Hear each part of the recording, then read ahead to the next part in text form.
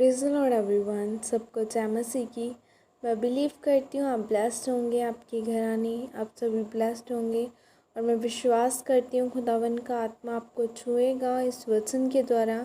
और अब मैं इस वचन को पढ़ती हूँ, जो वचन हमें मेरी भविष्यवाणियों की पुस्तक में से परमेश्वर के दास अपोस्टल अंकुर यूसुफ नरूला जी द्वारा, परमेश्वर की दासी पास्टर सोनिया यूसुफ नरूला जी द्वारा दिया जाता है। आओ मैं इस वचन को पढ़ती हूँ। परमेश्वर का आत्मा बात करता है, जैसे कि पवित्र बाइबल 1 शमूएल 23 की 2 आयत में लिखा है। तब दाऊद ने यहोवा से पूछा कि क्या मैं जाकर पलिश्तियों को मारूं? यहोवा ने दाऊद से कहा, जा और पलिश्तियों को मार के कीला को बचा। आमीन। मेरे प्रिय, बाइबल में लिखा है कि किसी मांसाहारी पक्षी की दृष्टि उस मार्ग पर नहीं पड़ती जिस मार्ग का नाम परमेश्वर की हजूरी है। लेकिन समस्या तब आती है जब एक व्यक्ति परमेश्वर से चलते चलते पाप कर बैठता है, जिस कारण वो परमेश्वर की आवाज़ को नहीं सुन पाता। बाइबल में लिखा है कि दाऊद ने जब भी कोई लड़ाई पर जाना होता था तो वो पहले परमेश्वर से पूछता था कि परमेश्वर, क्या मैं चढ़ाई करूं या अभी रुक जाऊं? बाइबल कहती है दाऊद ने परमेश्वर के वचन पाकर कीला नगर में जाकर पलिश्तियों पर चढ़ाई की और जीत को प्राप्त किया। लिखा है कि जैसे ही उसने एक काम खत्म किया, शाऊल उसका पीछा करते हुए उसी नगर में उसे मारने के लिए तैयार हो गया और वो नगर बिल्कुल बंद किया हुआ था। दाऊद उस नगर में फंस चुका था। तब दाऊद ने फिर परमेश्वर से पूछा कि क्या मैं शाऊल मुझे मारने के लिए यहाँ पर आ पहुँचेगा? और परमेश्वर ने कहा कि हाँ, वो आएगा। फिर उसने पूछा कि क्या यह कीला निवासी मुझे उसके वश में कर देंगे? परमेश्वर ने कहा कि हाँ, वो कर देंगे। दाऊद ने जब वह यह सुना तो वो वहाँ से भाग निकला।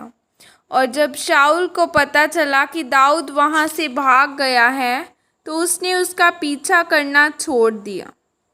अब आप इस बात को ध्यान से सोचें कि दाऊद ने जब पलिश्तियों को मारा तो वो कीला नगर में था, और अगर वहाँ रहते उससे कोई पाप हो जाता तो क्या परमेश्वर का आत्मा उससे बात करता? क्योंकि आप जानते हैं कि परमेश्वर पाप करने वालों से कभी बात नहीं करता। जिस तरह कि दाऊद के जीवन में अगर परमेश्वर की हजूरी न होती तो वो परमेश्वर की बातों को नहीं सुन पाता।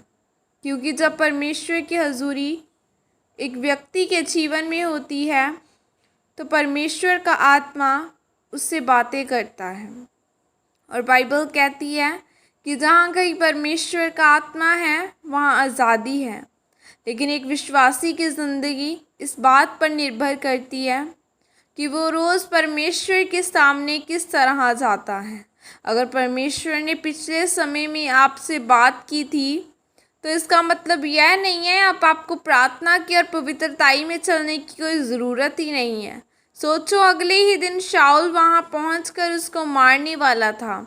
तब दाऊद ने कहना था कि अगर परमेश्वर ने मुझे यहाँ भेजा था तो मेरी रक्षा क्यों नहीं की?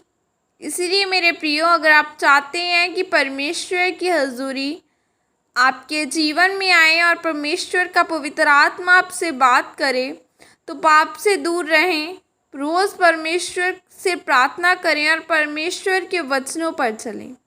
तब परमेश्वर आपको आशीषित भी करेगा और आगे भी लेकर जाएगा। आमीन।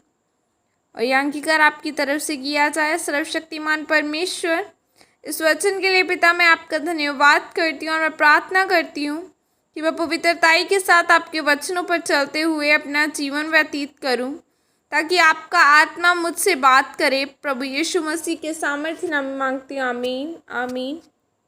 हालेलुया। खुदावन आपको ब्लेस करे, ये वचन आपकी लोगों की ज़िंदगियों में बोया जाए और खुदा का रूह आपको ब्लेस करे और आगे बढ़ाए। खुदावन का पवित्र आत्मा आपके साथ रहे, प्रार्थना में बढ़ते जाएं, खुदावन की पवित्रताई में चलते जाएं, उसकी राहों पर चलते जाएं, जो उसका वचन कहता है वो करें। क्योंकि आज हर इंसान की लाइफ में प्रॉब्लम्स है, लेकिन जब आपके पास खुदावन का आत्मा होगा, पवित्र आत्मा होगा, तब आप उनसे डील करना सीख जाएंगे। क्योंकि जहाँ आत्मा, पवित्र आत्मा है, वहाँ आज़ादी है, वहाँ बीमारी नहीं है, वहाँ आज़ादी है।